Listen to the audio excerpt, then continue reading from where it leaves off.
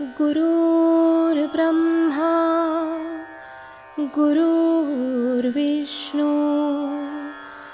गुरुर्देवो महेश्वरः गुरु साक्षात् परब्रह्म तस्मै श्री गुरवे नमः। सद्गुरुनाथ महाराज की जय। परिते असो येणे उचिते ज्ञान यज्ञे यजित सांगते उपासिती माते ते सांगितले अखंड सकळ हे सकळामुखी सहज अर्पताचे मजएकी की नेणने यासाठी मूर्ती न पावी द्यायची माते। परंतु ते असो या योग्य अशा ज्ञान यज्ञाने जो आपण अभ्यासला ज्ञान यज्ञ बरोबर आहे की नाही, मनाचा बुद्धीचा हा सर्व यज्ञ आणि त्याच्यातनं होणाऱ्या त्या सर्व संकल्पनाच्या जाणीवा आणि तो युग जो बांधलेला आहे तो आपल्या सर्व इच्छा वासनांचा जीवात्मा त्याचं बलिदान देऊन त्याला ट्रान्सफॉर्म करून टाकायचं आहे की नाही। आणि त्यासाठी होणारा यज्ञ आणि ते दोन्हीही भूमिका एक झाल्या म्हणजे सगुणही जाणीवीतला आणि निर्गुणही जाणीवीतल्या या दोन्हीही अद्वैत भूमिकेत जेव्हा तो एकरूप होतो तो एक प्रकारे अवभृत स्नानाची संकल्पना तिथं घेऊन जो यज्ञ साध्य होतो तो यज्ञ तिथं लक्षात। म्हणून काही ज्ञान यज्ञाने यजन करीत जे माझी उपासना करतात त्यांचे वर्णन मी केले। म्हणून सर्व ज्ञान यज्ञाचा उपासना कशी त्याचं वर्णन केले। अखंड सर्वांच्या द्वारा जेवढे काही कर्म होते ते सर्व एका मलाच अर्पण होत असते, पण मूर्ख लोक हे जाणत नसल्यामुळे ते माझे यजन करीत असूनही मला प्राप्त होत नाही। आता ते त्यांचं ईश्वराचं यजन करत असतात पण तरीही ईश्वराला प्राप्त होत नाही। याला काय कारण आहे?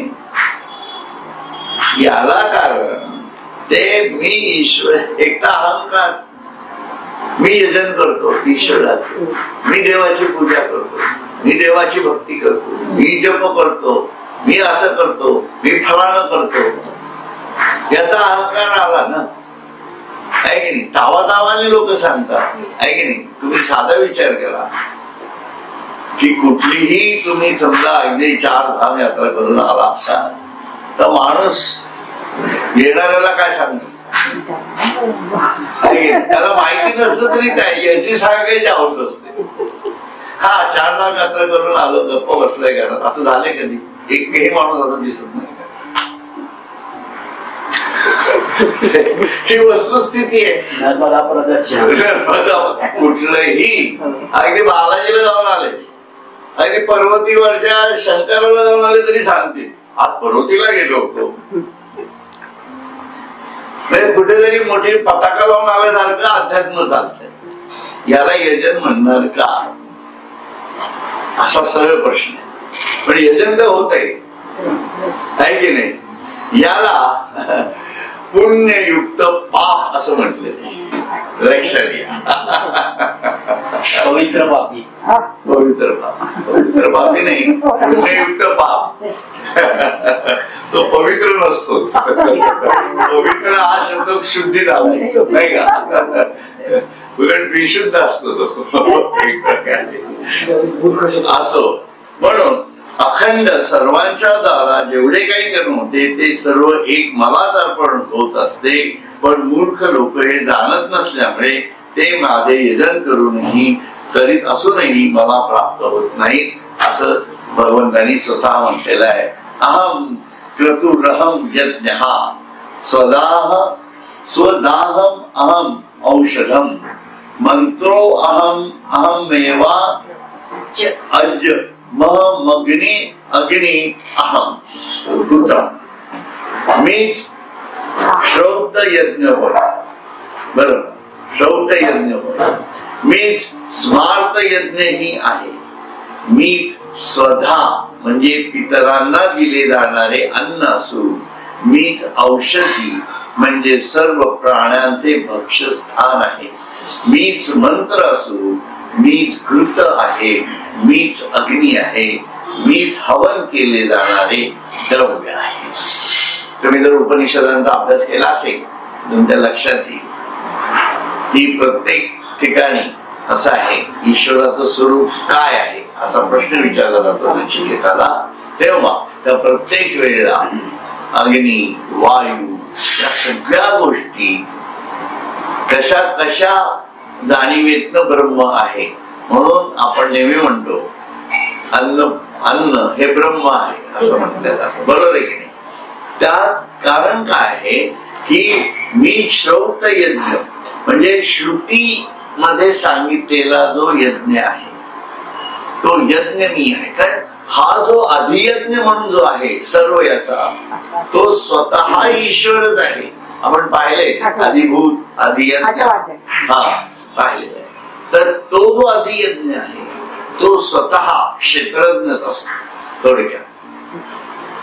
त्यामुळे कारण एक आपण जेव्हा संपूर्ण ब्रह्मांड निर्मितीचा विचार करत असतो तेव्हा असं लक्षात येतं की जे जे आपल्या इथं आहे ते सर्व ईश्वराशिवाय दुसरं काही असूच शकत नाही.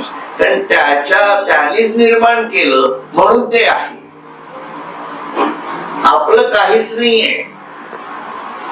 म्हणून आपला हात आहे का, आपलं शरीर आहे का, डोळे आपले आहेत का, म्हणून जे जे मी आणि माझं म्हणत असतो ते आपल्याला फुकट मिळालेलं असतं आणि ते दुसऱ्याचं असतं.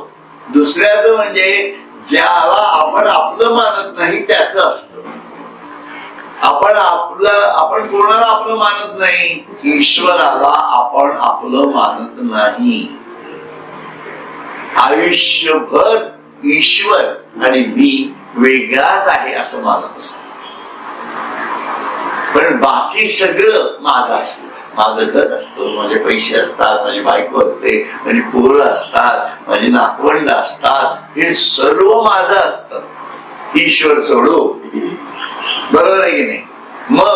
मग ते तरी जे तू तुझं म्हणतो आहे की नाही. मग आपण काय म्हणतो, माझं मन आहे, माझी बुद्धी आहे, माझं चित्त डळमळीत झालं. या सर्व गोष्टी मी आणि माझं या जाणीवेतल्या आहेत. हे सर्व नाशिवंत आहे, हे काळाच्या जाणीवेमधून संपणार आहे. लक्षात सर्व शांत आहे, या सर्वाला अंत आहे. मग अंत कशाला नाही असा विचार करा की तुमच्या लक्षात येईल की जे मी माझं मानलं नाही कधी तोच अनंत आहे. बाकी सर्व अंत आहे. म्हणून अनंत नावाचं जी व्यक्ती असते त्याला बरेच लोक अंत्या ते खरे. कारण त्याचं नाव जरी अनंत असलं तरी तो अंत्यात असतो, त्याचा अंत होणारच असतो. आमचा एक मित्र होता शाळेमध्ये, त्याचं नाव अनंत होत, सगळे त्याला अंत्यात म्हणायचे. आता खरं आहे ना, कळतही नाही. मोठं झालं तरी कुठं कळत, मोठं झालं तरी कळत असं काही नाही. आणि आपलं नाव अनंत नाही म्हणूनही काय आपलं काय फरक पडला असं काही नाही. नाही का, माझं नाव सुधीर आहे म्हणून मी काय खूप धैर्यवान झालोय असं थोडीच आहे. खरा सुधीर अर्जुन तर तो डायरेक्ट कृष्णाबरोबर होता. हो, त्याला धैर्य धरत होता तो आहे ना. म्हणून त्याने धनुष्यबाण फेकल्याबरोबर त्याला कृष्णाने सावरलं तरी आपलं धैर्य गाठलं तर आपल्याला कोण सावरलं, कसला सुधीरा शी असा विषय येतो ना, नाही का. म्हणून या नावात वगैरे काही ठेवले म्हणून ही नावं आहे. म्हणून आपल्या नावाला नामात परिवर्तन करा. मग तुमचं नाव काय आहे, तुमच्या आई वडिलांनी जे नाव ठेवले ते नाव झालं, पण तुमचं नाव सोहम हे आहे. लक्षात. पण ईश्वराचं नाव जे आहे ते माझं नाव आहे, तो ब्रह्म आहे, मी पण ब्रह्म. सोहम अशी भूमिका घेतली ना की मग सर्वच ब्रह्म व्हायला. म्हणून ते जे ब्रह्म होतं ते त्यांनी सांगितलंय की श्रुतींनी सांगितलेला यज्ञ तोही मी स्मार्त म्हणजे श्रुती स्मृती, स्मृती म्हणजे स्मार्त, स्मार्त यज्ञ ही मी स्वतः म्हणजे त्या याच्यात टाकणारी आहुती म्हणजे पितरांना दिले जाणारे अन्न असो. आता पितृपंधरवडा सुरू आहे आता, बरोबर आहे की नाही? म्हणून परवा जे मी लेक्चर दाखवते ऐका, ऐकलं नसेल तर जरूर ऐका, तुमच्या लक्षात येईल की पितर म्हणजे काय. त्यांना अहो आपणही पितर जोडावरून नेल्यानंतर लक्षात आपलं काही वेगळं होणार नाहीये. त्यामुळे आपण पितरच आहोत, म्हणजे पितरांनीच पितरांना सांगायचं, फक्त पृथ्वीवरती आपण आहोत म्हणून आपण त्यांना वेगळे मानतो, एवढाच विषय आहे. त्यांच्या दृष्टीने आपण पितर असू, काय माहिती आपल्याला. कारण ते आपल्याला बघत असतात ना, आपल्याला कळत नाही. म्हणून हा जो सगळा विषय आहे आयुष्यातला, हा सगळा विषय असा चालतो. म्हणून याच्यामध्ये आपल्या पितरांचाही दोष आपल्या जीवनाला लागू शकतो, म्हणून त्याला पितृदोष असे म्हणतात. दोष म्हणजे ते जर त्यांना पुढची गती मिळाली नसेल, गती म्हणजे काय, पुढचा जन्म. कारण ते एकदा पुढच्या जन्मात गेले की ते विसरून जातात, आहे की नाही? आज तुमच्या घरातलं कोणी गेलं समजा, आपल्या घरातलं गेलं असं समजा, काही कोणाच्या घरातलं गेलं असं समजा, आणि ती व्यक्ती आपल्या शेजारी एखाद्या वेळेला मांजर असते ना, तिला पिल्लू म्हणून जन्म घेऊ शकतो. We don't know. हे असे सगळे प्रकार आहेत सगळे. म्हणून ती गोष्ट मी सांगतो ना नेहमी ध्यान वर्गामध्ये की त्याचा वडीलच बोका होऊन जन्माला आलेला आहे आणि तो त्या बोक्यालाच मारतो आणि तो बोका पुढे डुक्कर जन्माला येतो. आणि मग म्हणतो काय छान मस्त जीवन आहे, काय खायला प्यायला इतकं मस्त आहे, इतका कचरा आहे, छान रोज खाऊ शकतो, पिऊ शकतो, ही डुकरी नाही, काय वाटेल ते म्हणतात, एवढी पिलावर तयार झालेली वगैरे वगैरे, सर्व सुख त्याच्या दृष्टीने. लक्षात का इतकं इतके हालत बेकार होऊ शकते. सांगत आहे तो काय की हे सर्व जी पितर आहे, ही पितर जन्म झाला त्यांचा की मग आपला नागाबंधा संपतो त्यांचे. आपली सुटका होते, आपली सुटका होते. आपली सुटका होते म्हणजे का, ते जर आपले रिलेशन्स चांगले असतील, कारण काय हे संबंध आपल्याला माहित नाही काय असतात. आपले नातेवाईक असतात पण ते सगळे नातेवाईक आपल्याला आपण जीवन जगत असताना पाहतो ना, ते आपल्याला दूषण देत कशी जगलेले असतात. आपलं चांगलं झालेलं सर्व नातेवाईकांना पाहत असं काही नाही. आपलं चांगलं झालेलं आपल्याच आई वडिलांना सुद्धा पाहत असंही नाहीये. इतकं विचित्र आहे गणित, लक्षात घ्या.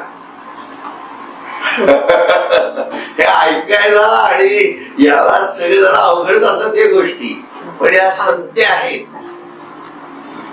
तुम्हाला जर 4 मुलं असतील तर तुमचंच तुम्हाला कळेल की आपण नेमकं काय करतोय, कुठल्या मुलाबरोबर काय करतोय आणि कुठल्या मुलाबरोबर काय. आपल्याला वाटतं आपण सगळं बरोबर करतो, पण त्याला काय वाटतं याचा कधी विचारच करत नाही. तिथं सगळे मिस्टेक आहे. लक्षात घ्या, मिस्टेक कुठं होते माणसाकडनं, जेव्हा आपण दुसऱ्याला समजून घेत नाही तेव्हा. पण जीवन जगताना ते डिस्टन्सही राखता यायला पाहिजे, दुसऱ्याला समजूनही घेता यायला पाहिजे, आणि विनाकारण अपेक्षेची भूतही डोक्यावर बसवतात. हा सगळ्या घटना आल्या ना. म्हणून हा पितर विषय आला म्हणून मी सांगतोय तुम्हाला, म्हणजे सध्या पितृपंधरवडा सुरू आहे म्हणून सांगतोय.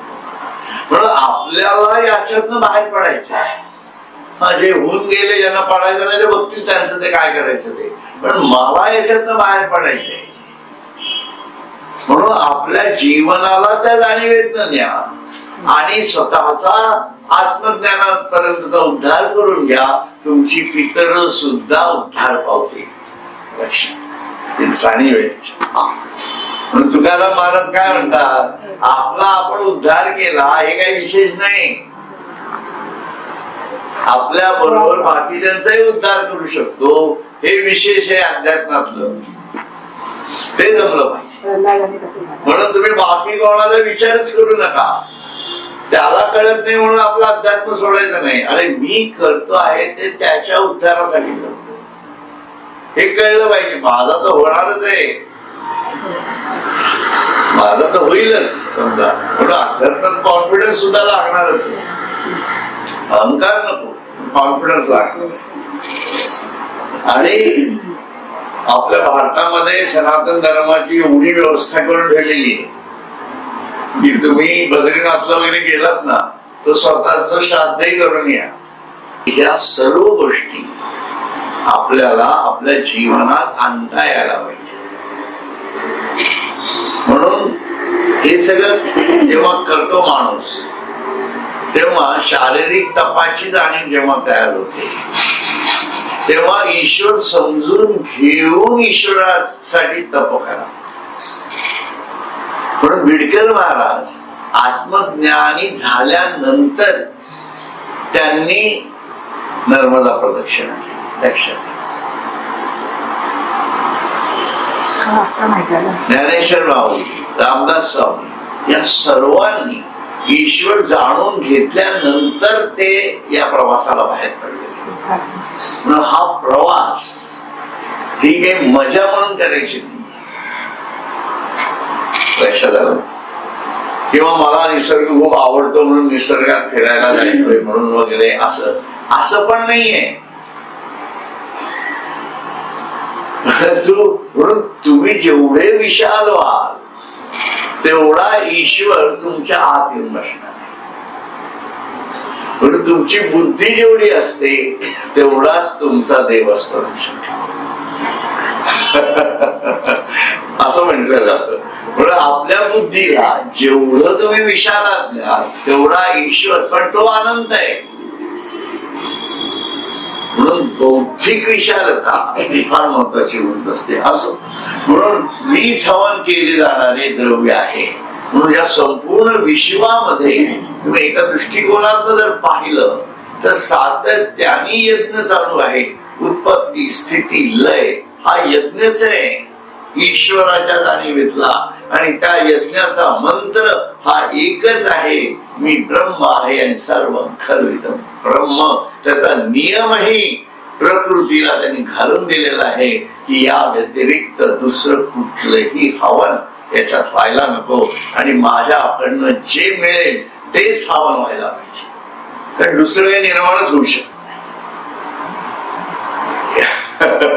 ईश्वरा व्यतिरिक्त या ब्रह्मांडामध्ये दुसरं काही निर्माणच होऊ शकत नाही. म्हणून मूल द्रव्य जे आहे ज्याला आपण पंचमहाभूत म्हणतो याच्यातनं सर्व निर्मिती होते. म्हणून ईश्वराचं हे पिरियॉडिक टेबल आहे. लक्षात घ्या. म्हणून याच्यात बाकी मेटलर्जी मधलं पिरियॉडिक टेबल ते वेगळं, ते माणसाने तयार केले, ते फक्त खनिज संपत्तीशी रिलेटेड आहे. पण ते तयार कशातनं झालं, ऍल्युमिनियम तयार कशातनं झाला, आयन कशातनं तयार झालं, त्याला व्हॅलन्सी एवढ्या आल्या कशा, त्यांच्यामध्ये रिॲक्शन होतात कशामुळे, हे सर्व ईश्वरी कार्य आहे ना. ते काही तुम्ही H2SO सोबत तयार केले का आणि केलं आणि ते फरशीवर टाकलं तर त्याच्यावर रिॲक्शन तुम्ही करू शकता का? ही हिंसक लाकडाच्या आत अग्नी आहे की नाही, दिसतो का तुम्हाला? आहे ना. पण तो दोन लाकडं दर्शन केल्यावर तो प्रकट होऊ शकतो. अग्नी आला कुठनं? लाकडाच्या आतमध्ये. तर तुम्ही तयार केला. मग हे सगळे मूलद्रव्य अशी, म्हणून त्याच्या प्रत्येकाच्या निर्मितीमध्ये ईश्वरत्व बघणं हे साधकाचं काम आहे, ते सांगता येतं. म्हणजे ह्या सर्वात ईश्वरच आहे ना. तू कुठला यज्ञ करतोय? माझच घेतो, मला देतोय.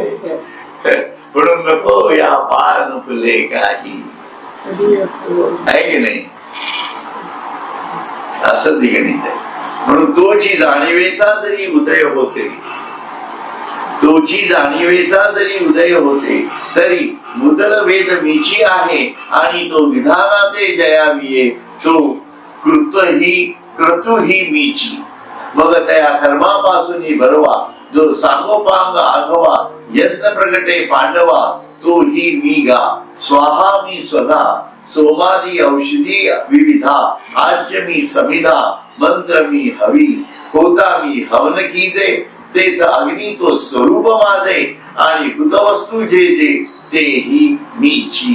अर्जुना, तो जर पूर्ण ब्रह्मज्ञानाच्या अंतःकरणात प्रकाश पडला तर असे कळून येते की वेद मुळात मीच आहे, आणि त्या वेदाने जे श्रोक्त यज्ञाचे विधान म्हणजे कर्मानुष्ठान सांगितले, तो श्रोक्त यज्ञ ही मीच आहे. मग त्या कर्मानुष्ठानापासून ज अंग उपांगासह यज्ञ सिद्ध होतो, तो यज्ञ ही मीच आहे. देवांना स्वाहा शब्द म्हणून हवी दिला जातो, तो स्वाहा मीच आहे. पितरांना अर्पण करावायचे ते स्वधा ज्या शब्दाने अर्पण केले जाते, तो स्वधा मी आहे. सोमादी नाना प्रकारच्या हवनीय वनस्पती, घृत, समिधा, मंत्र, हवनीय द्रव्य हे सर्व मीच आहे. हवन करणारा व हवन जेथे केले जाते तो अग्नी माझेच स्वरूप होय, आणि सर्व हवनीय वस्तू मीच आहे. त्याच्याशिवाय काही नाहीये, लक्षात घ्या. मग केवढं भयंकर आहे. मग पुढे काय म्हणतात? पिताहवस्य जगतो माता धाता पितामह, वेद्यम पवित्रम ओंकारम रुक्साम यजुरेवच. मी त्या जगाचा पिता असून माता धाता म्हणजे जगाचे धारण करून पोषण करणारा व पित्याचाही पिता मीच आहे. वेद्य जे काही आहे ते मीच असून पवित्र ही मीच आहे. ओंकार मीच असून ऋग्वेद, सामवेद, यजुर्वेद मीच आहे. कारण त्याच्याशिवाय दुसरं काही नाहीच आहे. मगाशी मी जे सांगितलं तुम्हाला, परा अपरा माया, हे सर्व निर्माण झालं कशातनं? ही संपूर्ण व्यवस्था आली कुठनं? तुम्ही काही जंगलातली झाडं लावायला गेलेला नाहीयेत, लक्षात घ्या. तुमच्या कुंडीतल्या झाडांवरतीच मजा मारा, मी लावली असं म्हणा, पण तरी रात्रीतनं उगवतात कशी, मोठी होतात कशी, हा सगळा विषय. हा आपली भूमिका आहे का याच्यात? आपण खरोखर काही करत नाही, तो लक्षात. म्हणून जेवढे तुम्ही स्तब्ध राहा, जेवढे तुम्ही शांत जाणीवेल जाल, आणि त्या शांतीतनं हे संपूर्ण मौन कार्य कसं चालतं हे जेवढं आतून जाणून घ्याल ना, तेवढं तुम्ही ईश्वराला सामोरे होत जाणार, ते ईश्वरमय होत जाणार. त्यामुळे ज्ञानेश्वरी मधला स्वरूपाचा भाग हाही कशा प्रकारे बघितला पाहिजे, भगवद्गीतेतला. म्हणजेच त्याच भगवद्गीतेमध्ये, ज्ञानेश्वरीमध्ये विश्वस्वरूपाचा भाग कसा सांगितला आहे तो पण आपल्याला अनुभवता यायला पाहिजे. आणि स्वरूप आणि विश्वरूप या दोन्ही जाणीवेतलं ईश्वराचं विश्वातीत अद्वैत स्वरूप जे सच्चिदानंद स्वरूप आहे तेही जाणते. म्हणून विश्वातीत स्वरूप ज्याच्यातून हे सर्व निर्माण झालं हे कळणं फार गरजेचं आहे. म्हणून कुठल्याही गोष्टीचं आश्चर्य हे साधक जीवनामधलं सर्वात महत्वाची घटना असते. काय होतं, आपण आपल्या जीवनाकडे आपलं जीवन हे आश्चर्य आहे असं वाटत नाही आपल्याला. म्हणून साधकाची सुरुवातच तिथून होते. आणि मी असा का, हे शरीर माझं असं का, हे माझं आहे का, मला देवाने दिले, मी वापरतोय कसा, करतोय काय, हा पुढचा अनुताप आहे. पण आश्चर्य, माझी बुद्धी अशी कशी चालते, मला असं का वाटतं. आता मी समजा ग्रंथ लिहित आहे, सध्या ते काय चालू आहे हे मी लिहिलंच नाही असं वाटतं का, कारण हे आश्चर्य आपल्याला जोपासावं लागणार आहे. लक्षात घ्या, कारण ही आपली ताकदच नाहीये, किंवा आपली ताकदच जिथे नाहीये तिथं ताकद लावायला जायचंच कारण नाहीये. समर्पितच असलं हमाली करावी, ईश्वराची हमाली करावी, कारण त्याने मला हमाला सारखं पाठवलंय, आहे की नाही. आपण हवा म्हणून जाऊयात ना, काय फरक पडतोय, बिल्ला तर बिल्ला, काय हरकत नाही आपल्याला, बिल्ला आहे की नाही. मग असा ही भावना समर्पणाची आहे, ही भावना भक्तीची आहे. आणि ही भावना तुम्ही जेवढे तटस्थ होऊन राहता, तटस्थ होऊन ठेलो निज रूप पाहता, ते सुख काय सांगी वाचे बोलता नये, आरती जेनी योगे गेले मी पण माये, ते सुख काय सांगू. मग ही कशी आरती आहे, आणि ही निर्गुण आरती आहे. त्याच्यासाठी मला पंढरपूरला जाण्याची गरज नाहीये. यासाठी मला माझ्या स्वतःच्या घरात राहून संपूर्ण विठ्ठलमय जगत ही भूमिका तयार करता येते. आणि तो विठ्ठल माझ्या आतही आहे, माझ्या स्वरूपातही तोच आहे. मग इथं सगुणही तोच आहे, निर्गुणही तोच आहे. सगुणातही मी आनंद घेतो आहे आणि निर्गुणातही तो आहेच. ही भूमिका सातत्याने आपल्या बौद्धिक, मानसिक, चित्ताच्या जाणीवेमध्ये सातत्याने टर्ब्युलंट करता येणार. हे सायक्लॉन हे लक्षात ठेवा. एक प्रकारचं की जे आपल्या चिदाकाशामध्ये सातत्याने फिरवलं पाहिजे. म्हणून ती सुनामी सातत्याने आपल्या जीवनात ध्यानात आणली पाहिजे. आणि ती सुनामी जरी म्हटलं आपण, एक सायक्लॉन जरी म्हटलं आपण, तरी ते इतकं सुंदर असतं, ते शांत असतं, ते तुमच्यावर प्रेम करणार असतं, ते तुम्हाला आनंद देणार असतं, ते तुमचा कुठलाही विध्वंस करणार असतं. मग असं सायक्लॉन अनुभव हे महत्वाचं नाही.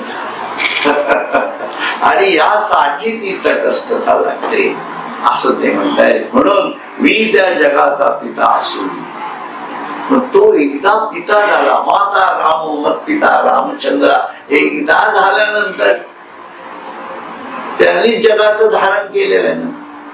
मग सीता कोण झाली, ती पार्वती झाली, ती जगन्माऊली झाली, ती जगदंबा झाली, तीच परा झाली.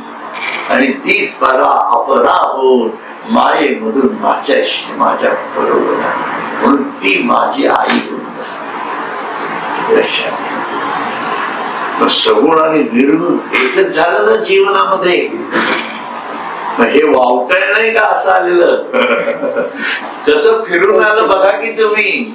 म्हणून मी त्याला सायक्लॉन म्हटलं. आणि त्यात आनंद आहे, त्यात भक्ती आहे, त्यात प्रेम आहे. मग सीताबाईकडे बघण्याची दृष्टीच बदलली नाही का. आणि तो जगत पिता झाला.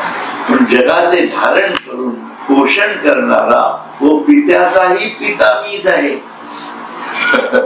म्हणून परमपिता म्हटलं जातं ना त्याला. पित्याचाही पिता म्हणजे पुरुष प्रकृती झालीये आपण पाहतो वेगळ्या आपल्या जाणीवेत, बरोबर आहे ना. पण त्या दोन्ही गोष्टी कुठनं आल्या, परमपित्याकडनं झाल्या ना. पित्याचाही पिता मीच आहे म्हणतो. आणि वेद्य जे काही आहे ते वेद्य जे काही आहे ते मीच असून पवित्र ही मीच आहे. वेद्य कशाला म्हणायचं? वेद्य म्हणजे काय? वेद्य म्हणजे जे आपल्याला जाणून घ्यायचंय त्याला वेद्य म्हटलेलं आहे. म्हणून त्याला वेदांत म्हटलेलं आहे. म्हणून तो अनंताला जेव्हा तुम्ही वेद्य करता तो वेदांत होतो. अशी ती भूमिका आहे. आणि त्या जाणून घेण्याच्या शब्द जाणीवाला वेद, म्हणून तो वेद्य आहे. जे काही आहे ते मीच असून पवित्र ही मीच आहे. ओंकार मीच असून ऋग्वेद सामवेद यजुर्वेद मीच आहे. हे सर्व मीच आहे. त्यामुळे त्या एकट्याला जाणून घ्या, सर्व तुम्हाला आपोआप जाणता येणार आहे.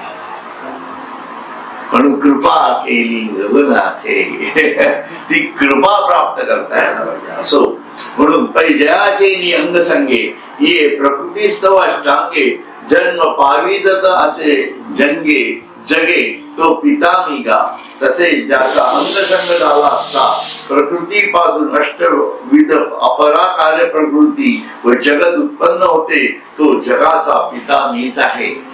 आता याच्यावर काही एक्सप्लेनेशन देत नाही, खूप झालंय आपलं. अर्धनारी नटेश्वरी जो पुरुष तोची नारी देवी मी चराचरी माता ही होय. म्हणून अर्धनारी नटेश्वराच्या ठिकाणी ज्याप्रमाणे जो पुरुष असतो तोच स्त्री झालेला असतो, त्याप्रमाणे या चराचर विश्वाची माता ही मीच आहे. म्हणून ईश्वरच असा आहे, लक्षात घ्या. म्हणून शिव आणि शक्ती हे बरोबरच असतात. म्हणून स्त्रियांमध्ये सुद्धा पुरुषत्व असतं आणि पुरुषांमध्ये पण सुद्धा स्त्रीत्व असतं, लक्षात घ्या. म्हणून पुरुषांनी काही वेगळं समजायचं कारण नाहीये, कारण पुरुष आणि प्रकृती हे एकच आहे. शिव आणि शक्ती एक आहे, हेच वेद्य आहे. काय जाणून काय घ्यायचं आहे हेच वेद्य आहे ना आपल्याला. मग तुम्ही वेगळं मानता कशाला? जाणून घेण्याचा प्रयत्न करा. मग केवढी मोठी भूमिका झाली ही. आणि स्त्रियांना सुद्धा, कारण आपण असंही मानलं जातं ना की ज्याला मॉस्क्युलिन एनर्जी म्हणतात, फेमिनाईन एनर्जी म्हणजे काय? स्त्रियांमध्ये पण मॉस्क्युलिन एनर्जी आहेच ना, आणि पुरुषांमध्ये पण फेमिनाईन एनर्जी आहेच. हे जर तुमचं शास्त्र सुद्धा मानत आहे तर बाकीच्यांनी या विषयात बोलणं शहाणपणच आहे की नाही. त्यामुळे हे एकच आहे हे जाणणं, आणि त्याप्रमाणे मी आणि माझ्यातली शक्ती म्हणून अहम आत्मा आणि आत्म्याची पराशक्ती ही दोन्हीही मीच आहे. म्हणून अहम आत्मा कधीची विसरू नये. म्हणजे परम पिता जर कोणी असेल तर मीच आहे, मी ब्रह्म आहे आणि सर्व ब्रह्म. एकाच ठिकाणी येऊन पोचत सर्व आहे की नाही. म्हणून अर्धनारी नटेश्वराच्या ठिकाणी जो पुरुष असतो तो स्त्री झालेला असतो, त्याप्रमाणे या चराचर विश्वाची माता ही मीच आहे. त्याला लाज वाटत नाही मी स्त्री आहे म्हणायला. मग पुरुषाला कसली लाज आलीये मी स्त्री आहे म्हणायला. आणि नाही मानलं तर त्याची स्त्री होईल, परमेश्वर करेल, लक्षात घ्या. म्हणून हे मानणं फार गरजेचं आहे.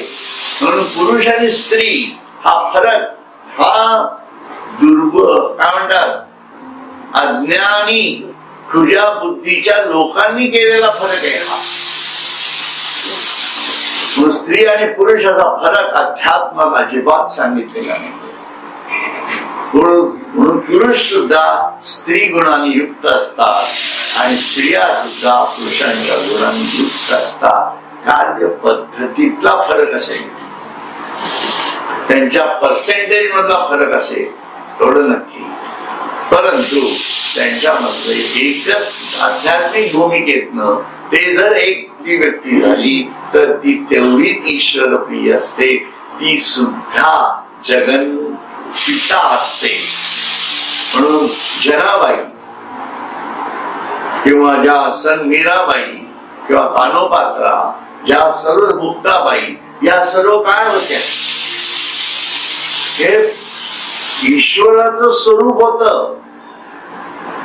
म्हणून ते जन्माला स्त्री म्हणून आल्या, परंतु ते आपल्या परमपिताच होत्या असं भूमिका घेऊन त्यांना त्यांच्याकडे बघा. म्हणजे सर्व सत्ता आली हाता म्हणजे काय असते. राणी लक्ष्मीबाई राणी लक्ष्मीबाई तिच्यामध्ये मॉस्क्युलर एनर्जी असतो. हा, पण तिची आध्यात्मिक भूमिका तशी होती की नाही हे मला माहिती आहे की नाही. कारण शबरी ही भक्त जाणीवे मधली होती, पण ती स्त्री गुणाने युक्त होती. पण रामासाठी वाईट पाळणं, वाट इतके वर्ष पाळण्याची ताकद हे तिचं पुरुषत्व होतं. लक्षात घ्या. कसं ते ऍक्ट होते हे बघावं लागतं. म्हणून ती दिसायला गरीबच होती, तिची वागणूक सगळी स्त्री सारखीच होती. ती काही युद्ध करायला गेली नाही. पुरुष म्हणजे लागली ती बाईच. आता झाशीच्या लक्ष्मीचं उदाहरण, तिचा काळच वेगळा होता, त्याच्यामुळे ती फेमिनाईन एनर्जी असली तरी तिला तिचं त्या पदावरती होती. शबरी काही राणी नव्हती, ती आश्रमात राहणारी होती आणि वाट पाहणारी होती की माझ्या आश्रमात कधी काही येशील राम, आहे की नाही. ही तिची भूमिका होती. रोज बोरो वेचायची, परत टाकायची, आज येईल राम, उद्या येईल राम, परवा येईल राम. तिचं जीवनच तसं होतं, समर्पित होती. मग ती भक्तीची वेगळी भूमिका आहे, लक्षात घ्या. पण तिने एक टार्गेट करून टाकलेलं होतं की ही व्यक्ती माझ्या आयुष्यात मला मिळणार. हे जे तिथं ही जी चिवट भूमिका आहे ना, ही तिची खऱ्या अर्थाने एक स्त्रीत्वाची भूमिका आहे. प्रकृती सोडत नाही, लक्षात घ्या. एकदा धरलं तिच्या जाणीवेतलं की ती सोडणार नाही. कारण जीवात्म्याला कोणी पकडून ठेवलंय? देवाने नाही पकडलेलं, प्रकृतीने पकडून ठेवलं. त्याला आत्म्यात परावर्तित केलेपर्यंत ती बडवतच राहणार आहे. मग किती का जन्म जाईल. आपली आईच माया आहे, लक्षात ठेवा. ती आपल्याला त्रास देते, दुःख देते. आता अर्थ ती आपल्याला बडवतीये आणि आपल्याला सांगतीये छडी लागे छम छम विद्या येई खम खम. ही आत्मज्ञानाची विद्या. त्याशिवाय माणसं वळतीलच कशी. तुम्ही आत्मज्ञानाकडे जालच कसे, साधा विचार करा ना. तुम्हाला जर सर्व सुख मिळालं आयुष्यात तर तुम्ही याल का तरी, म्हणजे माणूस जाईल का तरी, आहे की नाही. आवड आणि निर्माण करावी लागते बदल. याचा अर्थ सर्व दुःखी लोक ईश्वराकडे चालले असंही काही नाहीये. कारण त्या अज्ञान जेवढं बळकट आहे की त्याची बुद्धी देईलच असं नाही. म्हणून यासाठी फार मोठ्या संचिताची गरज असते. म्हणून काय म्हणून विठ्ठले आवड असं.